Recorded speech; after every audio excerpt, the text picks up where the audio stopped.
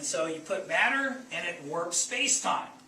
And so if I have another object, it also warps space-time. They feel that and they're attracted to each other. And so that's Einstein's picture of gravity.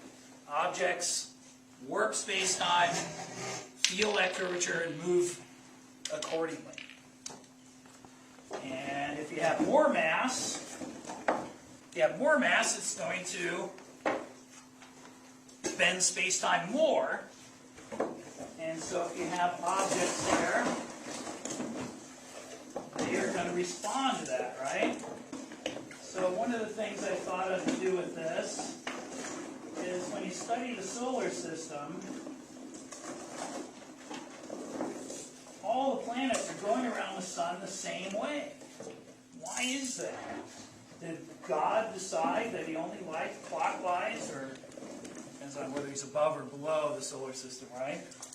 Why is everything going in the same direction? Well, the answer is it wasn't. Different directions. But there was a preferred direction.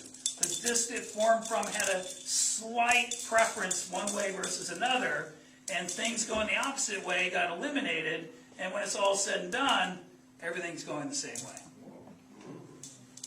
That works 90% of the time. Also, it's just some larger marbles, might as well put them out. But they bend space-time too, right? And so maybe, you can get one thing to orbit another.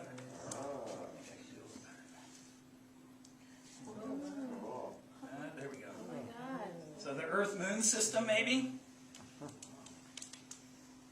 And so you can see that this seam, you can't buy Lycra this big.